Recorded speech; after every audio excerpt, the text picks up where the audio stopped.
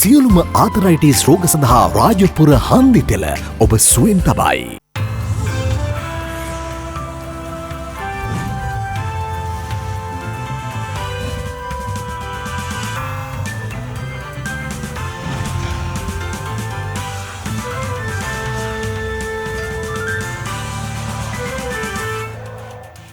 අයිබුවන් යථාර්ථවාදීව ලෝකයේ දෙස බලන්නට සත්‍ය සිදුවීම් සම්පින්ඩනයක පුවත් දිගහැරුම ශ්‍රද්ධා රූපවාහිනී 6:30 ප්‍රධාන ප්‍රවෘත්ති විකාශය සමගින් මම භාග්‍ය ධනංජිල්ල කොල්ල ප්‍රථමයෙන් අවධානය දවසේ ප්‍රධාන ප්‍රවෘත්ති සිරස්තල වෙත.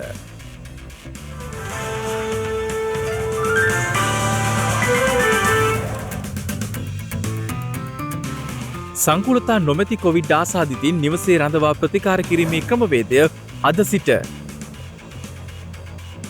ඩෙල්ටා වෛරසය 100% වේගයකින් සමාජය තුළ පැතිර යන බවට සෞඛ්‍යංශවලින් අනතුරු ඇඟවීමක්. සෙල්ලා එක්කෙනෙකුට බෝ වුණා නම් දැන් 100කට පමණ මේ රෝගය මේ ඉන්න ස්ථානයේ බෝ වෙන්නට පුළුවන්. පාසල් නැවත ආරම්භ කිරීම ප්‍රමාද විය හැකි බවට අධ්‍යාපන අමාත්‍යවරයාගෙන් ප්‍රකාශයක්. මහනුවර ඇසළ පෙරහැර මංගල්‍ය ආරම්භමින් කප් සිටුවීමේ චාරිත්‍රය සිදු කෙරේ. ඉන්දියාවේ නැවතත් ඩෙල්ටා ප්ලස් වෛරසයේ සීග්‍ර ව්‍යාප්තියක්.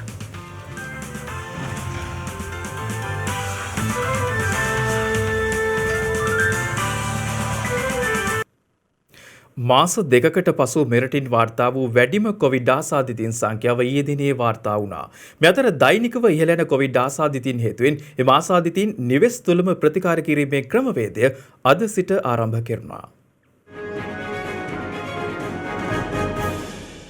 ඊයේ දිනේ මෙරටින් කොවිඩ් ආසාදිතයන් 2961 දෙනෙකු වාර්තා වුණා. එම දෛනික ආසාදිතයන් සංඛ්‍යාව දැක්වෙන්නේ පසුගිය ජූනි මාස 6 වෙනිදායින් පසු මෙරටින් වාර්තා වූ වැඩිම දෛනික කොවිඩ් ආසාදිතයන් සංඛ්‍යාව ලෙසයි.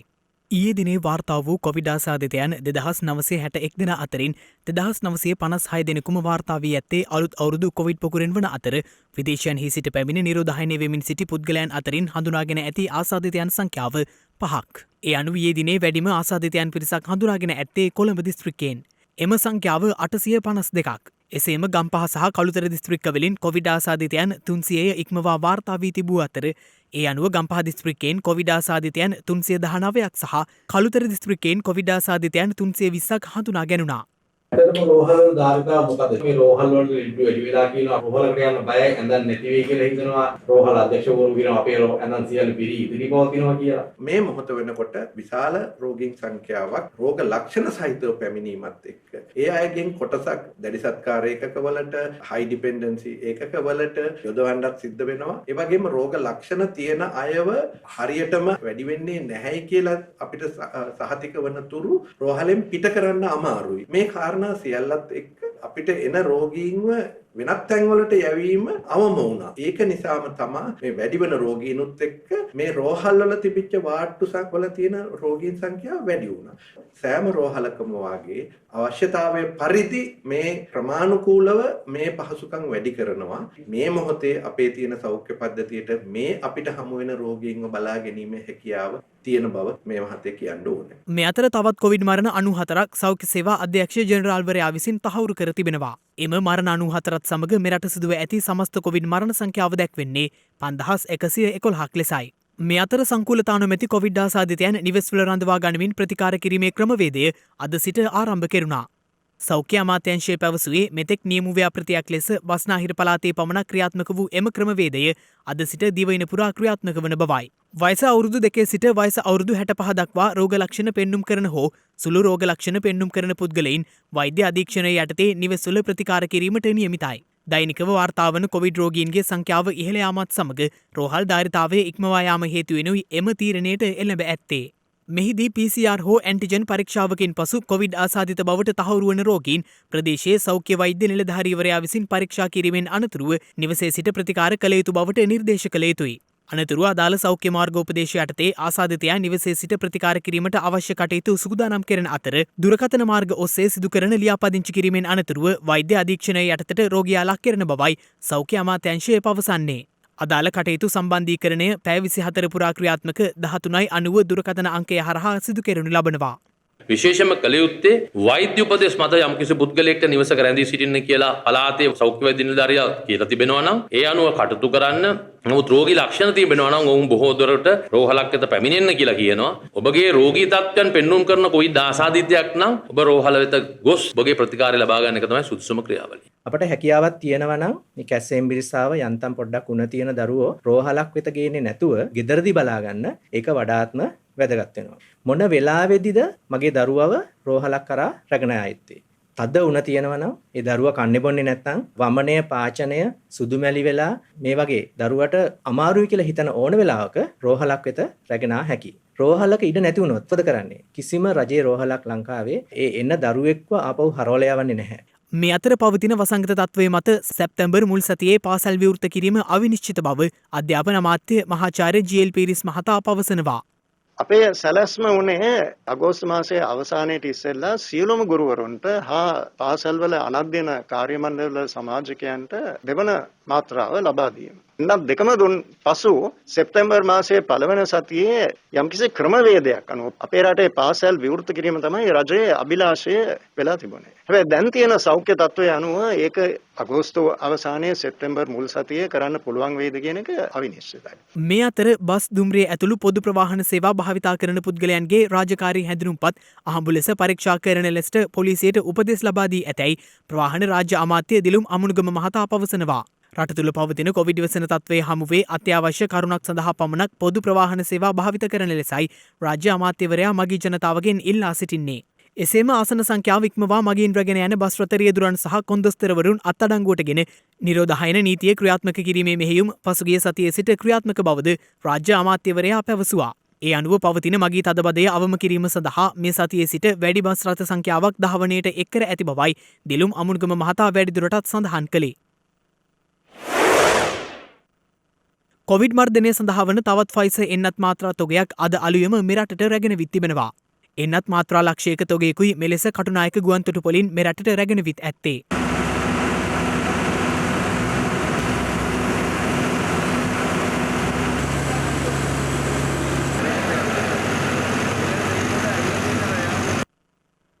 මේ වන විට කොවිඩ් ආසාදිතව රෝහල්වල ප්‍රතිකාර ලබන පුද්ගලයන් සංඛ්‍යාව 29365ක් වන අතර වෛරසය ආසාදිතව සිට සුවය ලැබූ සමස්තය දැක්වෙන්නේ 295,518ක් ලෙසයි. ඩෙල්ටා වෛරසය 100% වේගයකින් සමාජය තුළ පැතිර යන බව රාජ්‍ය ඖෂධ නීතිගත සංස්ථාවේ සභාපති විශේෂඥ වෛද්‍ය ප්‍රසන්න ගුණසේන මහතා පවසනවා. අපිට මුලින්ම ආපු කොවිඩ් ප්‍රභේදයට සාපේක්ෂව ඇල්ෆා ප්‍රභේදය කියන එක 50% වේගවත්ව පැතිරෙනවා. ඩෙල්ටා ප්‍රභේදය කියන එක ඒ වගේ තවත් 50% වේගවත්ව පැතිරෙනවා. එතකොට මුලින්ම ආපු වෛරස් එකේ ප්‍රචාරය වෙන වේගයට වඩා 100% වැඩියෙන් මේ අලුත් ප්‍රභේදය අපි මේ වෛරසය සොයාගන්න උගුරේ සෙම පරීක්ෂණයක් කරනවා PCR කියලා. අපි උගුරෙන් සෙම ගත්තට පස්සේ මේ සෙම ටික 40 වතාවක් අපි රක් කරනවා. ඒ කියන්නේ ඒක වවනවා. වැව්වට පස්සේ 40 වතාවකදී මේ වෛරසය හම්බුනේ නැතනම් අපි කියනවා ඒ ලෙඩාට ලෙඩේ නැහැ කියලා. ඒක තමයි සාමාන්‍ය ක්‍රමය. ඒතර අපි මුල අවස්ථාවේදී අපේ ලංකාවේ මේ වෛරසය එනකොට අපි සාමාන්‍යයෙන් 32 පාරක් 33 පාරක් විතර මේක වර්ධනය කරයින් පස්සේ තමයි අපිට මේ වෛරසය හමුවන්නේ. දෙවෙනි රැල්ල එනකොට අපි සාමාන්‍යයෙන් 22 පාරක් 23 පාරක් විතර මේ වෛරසය වර්ධනය කරාම අපි ඒක දකින්න ගන්නවා. පහුගිය මාර්තු මාසයේ විතර වෙනකොට සාමාන්‍යයෙන් 15 පාරක් 12 පාරක් වර්ධනය කරනකොට මේ වෛරසය හමු වුණා. පහුගිය දින කීපය වෙනකොට උගුරෙන් ගත්ත සෙම එක පාරක් වර්ධනය කරපු ගමන් මේ වෛරසය දකින්න පුළුවන්. ඔබට තේරුම් ගන්න පුළුවන් වෙන්න ඕනේ උගුරේ තියෙන වෛරස් ප්‍රමාණයට අනුව නියුමෝනියා තත්ත්වය සහ රෝගයේ රෝග ලක්ෂණ ඉතා ඉක්මනින් ඇතිවීමේ ප්‍රවණතාවය තියෙනවා එක. දෙවෙනි කාරණය තමයි අපි දන්නවනේ මේක බිඳිති මගින් ප්‍රචාරය වෙනවා කියලා අපි කිව්වා. නමුත් උගුරේ තියෙන වෛරස් ප්‍රමාණය වැඩි වෙනකොට ඒක බිඳිති මගින් යනවට අමතරව මේ වාතයට එකතු වෙනවා. වාතයට එකතු වෙනහම සාමාන්‍යයෙන් ඉස්සර අපි මීටර 2ක් කිව්වට බැරි වෙලාවක් අපේ මේ මාස්ක් එකක සිදුරකින් හරි එහෙම නැත්නම් මාස්ක් එකක් නැති කෙනෙක් හරි හිටියොත් මීටර 2කට වඩා බොහෝ ඈතට මේ වෛරස් ප්‍රමාණය යනවා. ඒ කියන්නේ ඉස්සෙල්ලා එක්කෙනෙකුට බෝ වුණා නම් දැන් 100කට පමණ මේ රෝගය මේ ඉන්න ස්ථානයේ බෝ වෙන්නට පුළුවන්. එතකොට ඔබට තේරෙනවා රෝගයේ බරපතලකම වැඩි වෙනවා. රෝගයේ රෝග ලක්ෂණ එන වේගය වැඩි වෙනවා. රෝගයේ ප්‍රචාරය වීම 100%ක් වැඩිපුර සිද්ධ වෙනවා. මේකට අද දක්වා මේ වෙන විට ලෝකයේ සොයාගෙන තියෙන සාර්ථකම විසඳුම තමයි එන්නත් කරන. එන්නත දීපු පමණින් ඔබට ප්‍රතිශක්තිය ලැබෙන්නේ නැහැ. පළවෙනි මාත්‍රාව ගන්න ඕනේ, දෙවෙනි මාත්‍රාව ගන්න ඕනේ, දෙවෙනි මාත්‍රාවත් අරන් ඇඟේ ප්‍රතිශක්තිය හැදෙන්නේ තවත් සති දෙකක් පමණ ගියාට පස්සේ. මේ ඕනෑම එන්නතක අපි බලන්නේ ඇඟේ හැදෙනවා මේ එන්නත මරන්න පුළුවන් ප්‍රතිදේහ. නමුත් උගුරට වෛරසය ඇවිල්ලා වැවෙනකොට උගුරේ තියෙන වෛරසය මරන්න සාමාන්‍යයෙන් සිද්ධ වෙන්නේ නැහැ. ඒකට වෙනම ප්‍රතිදේහයක් ඇඟේ හැදෙනවා. නමුත් ඒ ප්‍රතිදේහ මට්ටම් ගැන මේවයි සොයලා නැහැ. මෙතනදී බලාපොරොත්තු වෙච්ච ප්‍රධාන දේ තමයි ලෙඩේ ඇඟට ගියාම ඇඟේ මේක වර්ධනය වෙන එක බලක්වන එක තමයි ප්‍රධාන අරමුණ. ඒ නිසා එන්නත් ලබාගත් බොහෝ දෙනෙකුට උගුරේ සෙම පටල පරීක්ෂා කරොත් මේ වෛරසය තියෙන්න පුළුවන්. මම මේ දැන් කියනවා ඉතා වැදගත් කාරණයක් 19.6 කියලා තියෙන නම්බරය. මේ දැන් මේ අහගෙන ඉන්න ඔබ මෙතෙන් සිට මේ 19.6ට ඔබගේ නම ලිපිනය සහ ටෙලිෆෝන් නම්බරය දීලා ලියාපදිංචි වෙන්න. මේ බස්නාහිර පළාතේ අවදානමට ලක්ව ඇති පළාත්වල විශේෂයෙන්ම 60ට වැඩි සහ රෝගාබාධ තියෙන හැම කෙනෙකුටම ඉතිරි දවස් 3 ඇතුළත මේ එන්නත ලබා දීමට කටයුතු කරනවා. මේ අතර ඉන්දියාවෙන් හඳුනාගත් ඩෙල්ටා ප්ලස් කොවිඩ් ප්‍රභේදය නැවත වරක් ශීඝ්‍ර ව්‍යාප්තියක් සමගින් පැතිර යන බව එරට මාධ්‍ය වාර්තා කර තිබෙනවා. අසල්වැසි ඉන්දියාවේ ජනාකීර්ණතම නගරයක් වන මහාරාෂ්ට්‍ර ප්‍රාන්තයෙන් කොවිඩ් ඩෙල්ටා ප්ලස් ප්‍රභේදය ආසාදනය වූ පුද්ගලයන් 45 දෙනෙකු හඳුනාගෙන ඇති බව විදෙස් මාධ්‍ය වාර්තා කළා. ඒ අනුවම වාර්තාවලින් අනාවරණය කර ඇත්තේ එම සංඛ්‍යාව කෙටි කාලයක් තුළ හඳුනාගත් වැඩිම ඩෙල්ටා ප්ලස් ආසාදිතයන් සංඛ්‍යාව බවයි. එමෙන්ම ඩෙල්ටා ප්ලස් ආසාදිතයන් හඳුනා ගැනීම සඳහා කළ සාම්පල පරීක්ෂාවේදී 80% ඩෙල්ටා ප්ලස් ප්‍රභේදයේ ආසාදිතයන් බවට හඳුනාගෙන ඇති බවද ඉන්දිය මාධ්‍ය වාර්තා කර තිබෙනවා. මේ අතර ඉන්දියාවෙන් ගත වූ පැය 24ක කාලය තුළ කොවිඩ් ආසාදිතයන් 36035 දෙනෙකු වාර්තා වී ඇති බවයි ඉන්දිය සෞඛ්‍ය අංශ වාර්තා කර ඇත්තේ. එමෙන්ම ඊයේ දිනේ තුල කොවිඩ් ආසාදනයේ හේතුවෙන් ඉන්දියාවේ මියගිය පුද්ගලයන් සංඛ්‍යාව 447ක් වනවා. තවද ඉන්දියාවෙන් මේ වන විට වාර්තා වන සමස්ත ආසාදිතයන් සංඛ්‍යාව 3,19,69,000 ඉක්මවන අතර එරටින් මේ දක්වා වාර්තා වී ඇති සමස්ත මරණ සංඛ්‍යාව දැක්වෙන්නේ 4,28,339ක් ලෙසයි. මේ අතර COVID-19 වෛරසයේ පැතිරීම පාලනය සඳහා ප්‍රාන්ත සහ ප්‍රාදේශීය මට්ටමින් එන්නත්කරණය අනිවාර්ය කිරීමේ නියෝග නිකුත් කළ යුතු බවට එක්සත් ජනපද රජයේ ඉහළම බෝවන රෝග විශේෂඥ වෛද්‍ය ෆෞචි විසින් අවධාරණය කර තිබෙනවා. ඒ අනුවම වෛද්‍යවරයා විසින් පෙන්වා දී ඇත්තේ පාසල් සහ විශ්වවිද්‍යාලවලට අමතරව පෞද්ගලික අංශය තුළද එන්නත් ලබා දීමේ නියෝග ක්‍රියාත්මක විය යුතු බවයි. එමෙන්ම අගෝස්තු මාස අවසානයේ වන විට එරට ආහාර හා ඖෂධ පරිපාලනය විසින් කොවිඩ් මර්ධන එන්නත් සඳහා පූර්ණ අනුමැතිය ලබා දෙනු ඇතැයි බලාපොරොත්තු වන බවත් ඔවුන් විසින් ෆයිසර්, මොඩර්නා සහ ජොන්සන් ඇන්ඩ් ජොන්සන් එන්නත් සඳහා දැනට ලබා දී ඇත්තේ හදිසි භාවිත අනුමැතිය පමණක් බවද ඔහු විසින් අවධාරණය කර තිබෙනවා. මේ අතර කොවිඩ් වෛරසයේ මූලාරම්භයේ සිදු වූ වූහාන් නගරේ මිලියන 11කට අධික ජනතාවක් කොවිඩ් පරීක්ෂාවන්ට ලක් කිරීම පසුගිය සතියේ ආරම්භ කෙරුණා. ඒ අනුව දින කිහිපයක් තුළ ඔවුන් සියලු දෙනා කොවිඩ් පරීක්ෂාවට ලක් කර ඇති අතර එහිදී ආසාදිතයන් 37 දෙනෙකු සහ රෝග ලක්ෂණ නොමැති ආසාදිතයන් 41 දෙනෙකු හඳුනාගෙන ඇති බවයි විදේශ මාධ්‍ය වාර්තා කළේ. එමෙන්ම ඩෙල්ටා ව්‍යාප්තිය හමුවේ නැවතත් සංචරණ සීමා බල පැවැත් වූ චීනය මහා පරිමාණ කොවිඩ් පරීක්ෂණ සිදු කරමින් මෙලෙස වෛරස ව්‍යාප්තිය පාලනයට පියවරගෙන ඇත්තේ එන්නත්කරණය පිළිබඳව විශ්වාසය තබා රටවල් රැසක් කොවිඩ් පාලන සීමා ලිහිල් කිරීමට පියවරගෙන ඇති පසුබිමක වීම විශේෂත්වයක්. එමෙන්ම වසංගතය මුල් අවදියේ මෙන්ම චීනය වසංගතයට එරෙහිව දැඩි සටනක නිරතව සිටින බවත් ඩෙල්ටා ආසාදිතයන් මුල්වරට හඳුනාගත් නැන්ජින් නගරේ මිලියන 9ක ජනතාව තෙවරක් කොවිඩ් පරීක්ෂාවන්ට ලක් කිරීම තුළින් එය මනාව නිරූපණය වන බවත් විදේශ මාධ්‍ය වාර්තා කර තිබෙනවා. ඓතිහාසික මහනුවර ශ්‍රී දළදා මාලිගාවේ ඇසළ මහා පෙරහැර මංගල්‍යය ආරම්භ කරමින් කප් සිටුවීමේ චාරිත්‍රය අද සිදු කෙරුණා. මහනුවර ඇසළ පෙරහර මංගල්‍ය ආරම්භමින් සතර මහා දේවාලයන්හි කප් සිටුවීම ශ්‍රී දළදා මාලිගාවේ දියවඩන නිලමේ ප්‍රදීප් නිලංග දෑල මහතා සහ සිව් මහා දේවාලවල බස්නායක නිලමේවරුන්ගේ ප්‍රධානත්වයෙන් පුරාණ ආගමික චාරිත්‍රානුකූලව අද අලුයම සිදු කෙරුණා. ඒ අනුව කප් සිටුවීමෙන් පසු අද දිනේ සිට අභ්‍යන්තර පෙරහැර 5ක් පැවැත්වීමට නියමිතයි. මහනුවර ඇසළ පෙරහර මංගල්‍යයේ පළමු කුඹල් පෙරහර 13 වන දින වීදි සංචාරය කරන බවත් පුරා දින 5ක් කුඹල් පෙරහර පැවැත්වීමෙන් පසු රන්දෝලි පෙරහර ලබන 18 වන දින වීදි සංචාරය කිරීම ආරම්භ කරන බවත් දියවඩන නිලමේතුමන් ප්‍රකාශ කළා. අවසන් රන්දෝලි මහා පෙරහර නිකිණිපුන් පොහෝ දිනේ යෙදෙන 22 වන දින පැවැත්වීමෙන් අනතුරුව පසු දින දහවල් පෙරහර වීදි සංචාරය කිරීමෙන් මෙවර මහනුවර ඇසළ පෙරහර මංගල්‍යය නිමාවට පත්වීමට නියමිතයි. ඒ අනුව ලබන 23 වනදා දිය කැපීමේ මංගල්‍යයෙන් පසු ශ්‍රී දළදා මාලිගාවේ ඇසළ මහා පෙරහැර මංගල්‍යය අවසන් වනු ඇති. කෙසේ වෙතත් රට තුළ පවතින COVID-19 වසංගත තත්ත්වයේ හේතුවෙන් ජනතාව සහභාගී කරවීම සම්බන්ධයෙන් හෙට දිනේ පැවැත්වෙන සාකච්ඡාවේදී තීරණයක් ගැනීමට නියමිත බවද වාර්තා වනවා. මේ අතර ඇසල පෙරහර මහා මංගල්‍ය ආලෝකවත් කරන්නට ශ්‍රී ලංකා යුද්ධ හමුදාවෙන් මෙවරත් කොප්පරා පරිත්‍යාග කරනු ලැබුවා. ශ්‍රී ලංකා යුද හමුදාපති ජෙනරාල් ශවේන්ද්‍ර සිල්වා මහතා විසින් ශ්‍රී දළදා මාලිගාවේදී අද උදෑසන මෙය සංකේතාත්මකව පිළිගන්වන්නට යෙදුණා. ශ්‍රී දළදා මාලිගාවේ පෙරහරත් සිව් මහා දේවාලවල පෙරහරත් කොප්පරා පන්දම් වලින් ආලෝකවත් කිරීම සඳහා අවශ්‍ය සම්පූර්ණ කොප්පරා ටොන් 10ක් පමණ ශ්‍රී ලංකා යුද හමුදාව විසින් ඒ අනුව ලබා දෙනු ඇති. මේ පෙරහැරක් තුළ මේ පෙරහැරේ පිරිවයේ අපි වැය කරන මුදලින් අද දළදා මාලිගාවට කොප්පරා ටොන් 30කට ආසන්න ප්‍රමාණයක් වැය කරනවා. ඒ වගේම සිව් මහා දේවාලවල ටොන් 20කට වැඩි ප්‍රමාණයක් වැය කරනවා. හමුදාපතිතුමනි වර්තමාන මුදල දිහා බැලුවොත් අද රුපියල් මිලියන 12-15ක වගේ මුදලක් මේ කොප්පරා වලට වැය කරනවා. නමුත් කාගවත් ඒ පිරිවැය පිළිබඳව හිත එහෙම නැත්නම් අවධානය ගැටෙන්නේ නැහැ. අපි ආලෝකය පිළිබඳව විතරයි. ඉතින් මේ විදිහට නොඑක් ආකාරයේ පිරිවැය ධර්මෙන් තමයි අපි මේ ලාංකීය අභිමානය එහෙම නැත්නම් මහා මේ එළේ මංගල්‍ය බවට අදපත් වෙලා තියෙනවා. මේ කටයුතු සිදු කරන්නේ. මේ දිනවල මුළු රටම කතාබහ වෙන සිදුවීමක් තමයි ගුරු විදුහල්පති වැඩවර්ජන ක්‍රියාවලිය. ඇත්තටම මේ වැඩවර්ජන ක්‍රියාවලියට හේතුව මොකක්ද? ඉතින් අපි එහි ඉතිහාසය පිළිබඳව සොයා බැලුවා.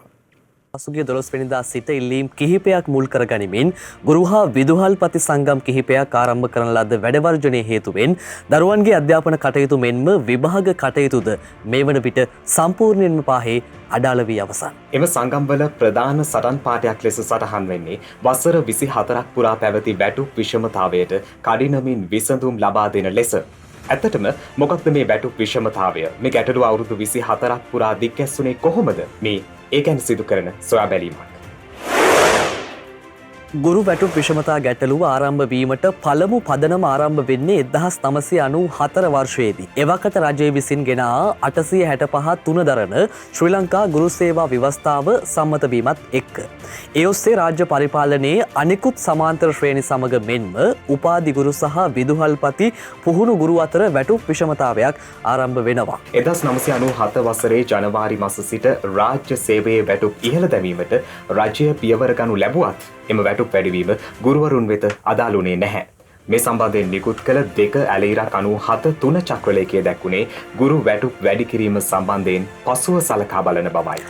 මීට අමතරව 1994 ගුරු සේවා ව්‍යවස්ථාව අනුව උපාධි පශ්චාත් උපාධි ඩිප්ලෝමා ගෞරව උපාධිධාරී ගුරුවරුන් බඳවා ගැනීමේදී නිසි ක්‍රමවේදයක් අනුගමනය නොකිරීම මතද ගුරු හා විදුහල්පති මෙන්ම උපාධි ගුරු හා පුහුණු ගුරුවරුන් අතරද වැටුප් විෂමතා හටගෙන ඇති බවද ගුරු සංගම් විසින් චෝදනා එල්ල කරනු ලබනවා. කෙසේ වෙතත් 1997න් පසු නිකුත් කළ රාජ්‍ය පරිපාලන චක්‍රලේඛ 15 ඇලයිරක් 2003, 9 ඇලයිරක් 2004, 6 ඇලයිරක් 2006 වලින්ද ගුරු විදුහල්පති වැටුප් විෂමතාවලට පැහැදිලි පිළිතුරක් ලැබී නැහැ. මේ හේතුව නිසා 2007 වසරේදී නැවත වතාවක් ගුරුවරුන් අපොස උසස් පෙළ උත්තර පත්‍ර බැලීම වර්ජනය කිරීමට තීරණය කරනු ලැබුවේ ඒ අනුවයි. ඊට පිළිතුරු වශයෙන් බලධාරීන් සිදු කළේ වර්ජිත ගුරු සංගම් උසාවිය හමුවට කැඳවා උත්තර පත්‍ර බැලීමට නියෝගයක් ලබා ගැනීම. 2008 වසරේදීද ගුරුවරුන් අපොස උසස් පෙළ උත්තර පත්‍ර බැලීම වර්ජනය කරනු ලැබුව අතර මෙම අවස්ථාවේදී SC ඇලයිරක් FR ඇලයිරක් 282 ඇලයිරක් 8 දරන මානව හිමිකම් නඩුවක් මහනුවර මවක් හා පුතෙකු විසින් ගොනු කරනු ලැබුවා. මෙම නඩු තීන්දුවට අනුව ගුරුවරු විදුහල්පතිවරු ද්විතීක වැටුප් කාණ්ඩවල තැබීම නුසුදුසු බවත් ඔවුන්ව තෘතීක වැටුප් කාණ්ඩයෙහි ඉහළ වැටුප් තලවල තැබිය යුතු බවටත් අධිකරණය නිර්දේශ ලබා දී තිබුණා. 2014 වර්ෂයේදී නව ගුරු සේවා ව්‍යවස්ථා සංග්‍රහය සාමාන්‍ය අධ්‍යාපන ගුණාත්මක හා ඵලදායීතාව නංවාලීම උදෙසා යෝජනා ලබා ගැනීම පිණිස ජ්‍යෙෂ්ඨ අමාත්‍යාංශ කාර්යාලයේ ලේකම් හා ප්‍රධාන නිලධාරී මහින්ද මඩිහේවාගේ මහතාගේ සභාපතිත්වයෙන් යුත් කමිටුවක් පත් කළා. නව ගුරු සේවා ව්‍යවස්ථාව සමග යෝජනා වී පැවතියේ 2008 වැටුප් කොමිසම ඉදිරිපත් කරන ලද වැටුපක්. එය ගුරු සංගම් විසින් ප්‍රතික්ෂේප කරන ලද වැටුපක් වන අතර මහින්ද මඩිහේවාගේ කමිටුවේදීද ගුරු සංගම් විසින් එම වැටුප ප්‍රතික්ෂේප කරන ලද එකක් බවද ගුරු සංගම් පවසනවා. කෙසේ වෙතත් මෙකී නිර්දේශයන් 3 ඇලීරක් 2016 රාජ්‍ය පරිපාලන චක්‍රලේඛයේදී සැලකීමක් නොකොට වැටුප් විෂමතා පවතිද්දීම 3 ඇලීරක් 2016 චක්‍රලේඛය මගින් වැටුප් තලවලට ගුරුවරුන් අන්තර්ග්‍රහණය කිරීම ශ්‍රේෂ්ඨාධිකරණ තීන්දුව නොසලකා හැරීමක් බවටයි ගුරු සංගම් චෝදනා කර සිටින්නේ. මෙම වැටුප් විෂමතාවේ විසඳෙන තෙක් 2005-2015 දක්වා වූ රජය රුපියල් 3000ක දීමනාවක් අයවැය මගින් ලබා දීමට පොරොන්දු වුණත් එම දීමනාව හෝ ලබා දීමට එම රජය පියවරගෙන තිබුණේ නැහැ. එසේම පසුගිය රජය විසින් මෙම අර්බුදය විසඳීම සඳහා ඇමති අනුකමිටුවක් පත් කරන ලද අතර වැටුප් අර්බුදය විසඳීම සඳහා ගුරු සහ විදුහල්පති සේවා සම්ප්‍රත සේවාවක් බවට පත් කළ යුතු බවට එතෙක් අතුරු වැටුපක් ලබා දෙන ලෙසට එම අනුකමිටුව කැබිනට් පත්‍රිකාවක් ඉදිරිපත් කරනු ලැබුවා. කෙසේ වෙතත් එම තීරණයද මේ දක්වා ක්‍රියාත්මක වී නැහැ. මෙම ගැටලුව මත පදනම් වෙමින් විදුහල්පති ගුරු සංගම් විසින් විවිධ වෘත්තීය ක්‍රියාමාර්ග අනුගමනය කරත් මේ වන තෙක් ඊට නිසි විසඳුමක් ලැබී නැහැ. මිනිසුන්සේ අයිතිය උදෙසා නොයෙක් සීමා වැටකඩුළු ඉදිකෙරුවත් කිසිදා සීමා කළ නොහැකි වූ සතුට ගැන අපූරු කතාවක් මේ. මේ ඇමරිකා එක්සත් ජනපදයත් මෙක්සිකෝවත් අතර ඉදිකර ඇති දේශ සීමාව. ගණවානය යොදා ඉදිකර ඇති මේ සීමාව ඇතැම් මිනිසුන්ගේ ජීවිත කතාවල දුක්ඛිත පරිච්ඡේදවල පවා සටහන් වෙලා තිබුණා.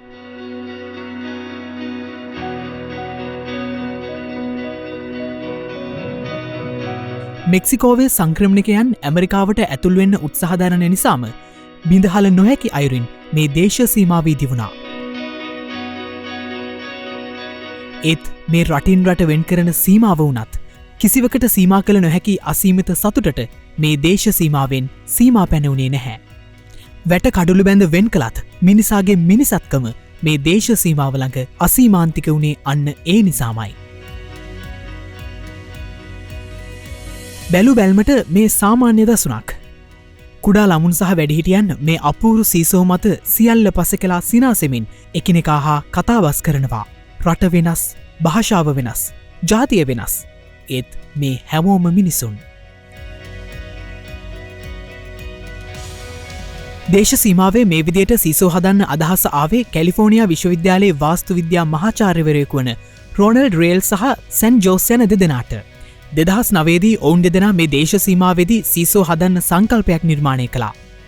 වසර 10ක් යනතුරුම ඒවා කඩදාසියක සංකල්පීය චිත්‍ර වෙලා තිබුණත් අන්තිමේ ඒ සියල්ල යථාර්ථයක් කරන්නට ඔවුන්ට හැකි වුණා.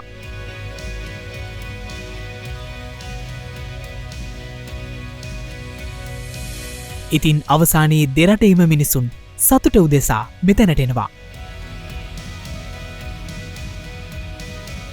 දේශ සීමා මායිම් පවුර ප්‍රීතිය උද්‍යෝගය සහ එකමුතුවින් පිරි පැවතුනා. ඇත්තටම අපේ ජීවිතත් මේ දේශ සීමාව වගේ.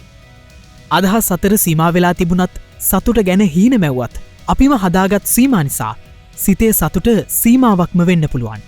සියල්ල පසෙකලා හැම කෙනෙකුගේම සතුට ගැන විතරක්ම හිතුවොත් යහපත පිණිස විතරක්ම හිතුවොත් දේශ සීමාව ළඟ මේ සිනහව ඔබේ මුයනුත් නැගේවී.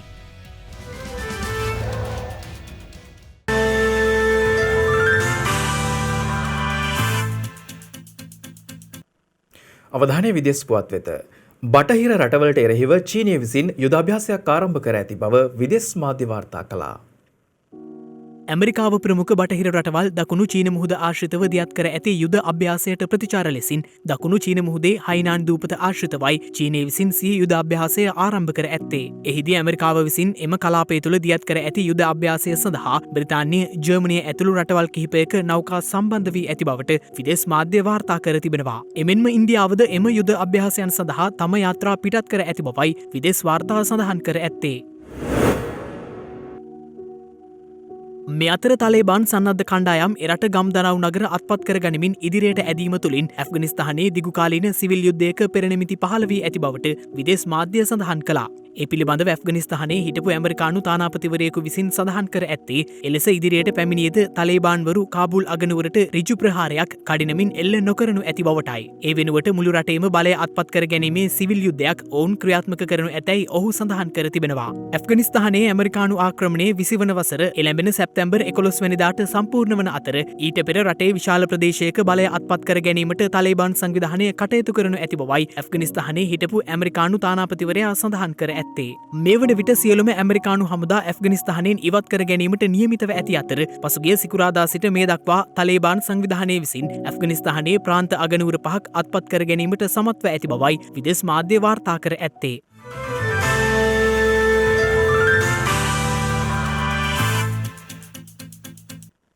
දිනක සටහන් නිමවන්නට මත්තෙන් හෙට දවසේ වැදගත්කමටයි මේ අවධානය.